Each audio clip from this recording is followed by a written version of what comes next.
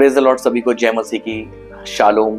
आप सबको प्रभु यीशु मसीह में मेरा सलाम मिले और मैं स्वागत करता हूं आप सभी का लॉर्ड सिंह मिनिस्ट्री में। आज की शाम में, इसके समय में, आज का वचन जो मैं आप सबके बीच में लेकर आया हूं, मेरे भाइयों बहनों, मैं आशा करता हूं आप अपने अपने स्थानों पर सुरक्षित होंगे।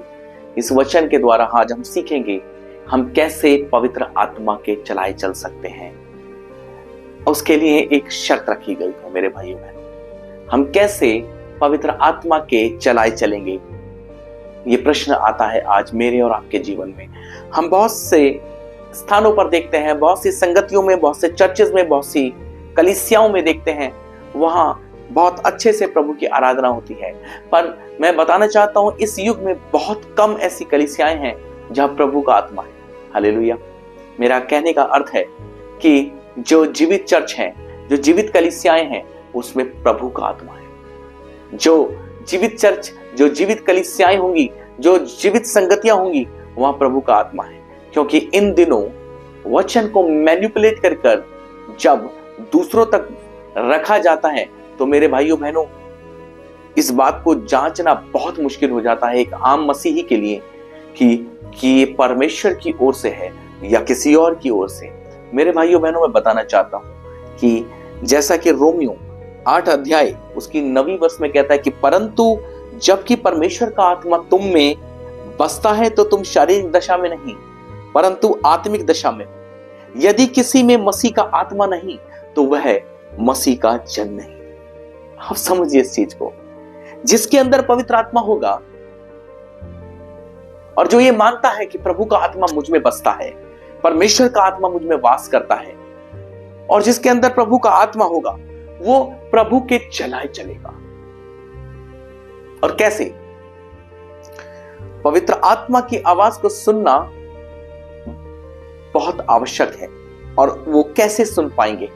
जब हम सांसारिक अभिलाषाओं को अपने मन से उतार कर फेंक देते हैं, तब परमेश्वर का आत्मा हम में आता है और वो हमसे बात करता है, हम में से बात करता है, हमारे द्वारा लोगों से बात करता है, हमारे द्वारा लोगों को वो प्रकाशन बताता है, वो प्रकाशन देता है जो परमेश्वर अपने लोगों को उस प्रकाशन के द्वारा परिवर्तित करे।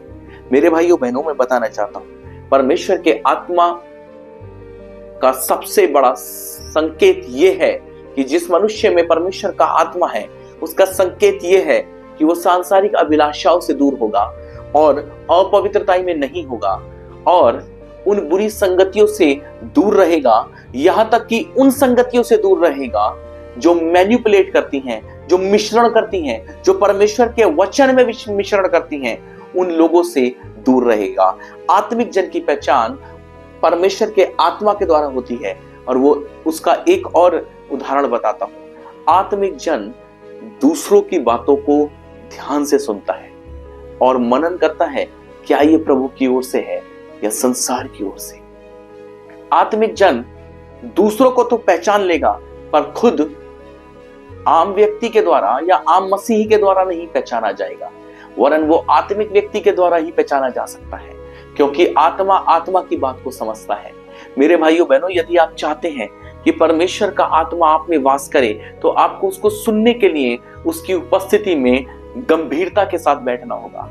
क्योंकि इन दिनों मैं बता दूं, बहुत से लोग कहते हैं कि ये करो वो करो। नहीं, मैं सच बताऊं, छोटा सा एक उदाहरण बताता हूं कि आपको गंभीर होना पड़ेगा। यदि आप गंभीर हो जाएंगे तो आप शांत हो जाएंगे। जब आप शांत हो जाएंगे तो खुदा को सुन पाएंगे, आप परमेश्वर के आत्मा की आवाज को सुन पाएंगे। समय बहुत निकट है। अगर हम अभी भी देर करते रहे, अभी भी हम सांसारिक अभिलाषाओं से बाहर नहीं आए, हमारा एक पैर मिस्र में और एक पैर इजराइल में, ऐसा नहीं होना चाहिए। हमें एक ही स्थान चुनना है। मैं जानता हूं मिस्र में रहकर परमेश्वर हमें बहुत सी चीजों को सिखाता है, पर उन चीजों से एक दिन परमेश्वर हमें बाहर लाता है। जब मैं और आप उन चीजों से बाहर आ जाते हैं तो परमेश्वर के कार्यों को करने पाते हैं। समय बहुत निकट है मेरे भाइयों में। आइए हम अपने आप को एक बार फिर उस यात्रा में लेके चलें जिससे मूसा ने इजरायली कौम को तय करवाया था।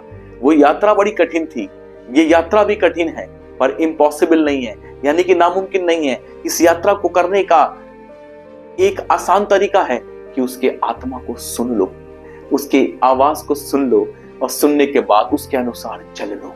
प्रभु चाहता है कि आज हम परमेश्वर के आत्मा की आवाज को सुने और सुनकर चलें और मनन करें उसका वचन हमसे क्या बात कर रहा है। वचन को जब आप मनन करेंगे तब आप समझ पाएंगे कि परमेश्वर के आत्मा की ओर से है या किसी और की ओर से है। आज वचन को मिश्रण करके हम सबके सामने परोसा जाता है। मेरे भाइयों बहनों, भरमाने में ना आना, क्योंकि वचन कहता है कि वो स्वर्गदूत का रूप धारण करके तुम्हारे सामने आएगा और तुम पहचान नहीं पाओगे। इसलिए जरूरी है कि हम पहचान लें और उस बात को, उन बातों को प्रभु से मांगे जो अब तक नहीं मिली। प्रभु से मांगो कि वो हमें आत्मिक आंखें देगी, प्रभु से मांगो कि वो हमें आत्मिक कान दे दे, प्रभु से मांगो कि हमें वो आत्मिक हृदय दे कि हम जांच नहीं पाए। प्रभु आप सबको इस वचन के द्वारा आशीष करे। Praise the Lord. जय मसीह की।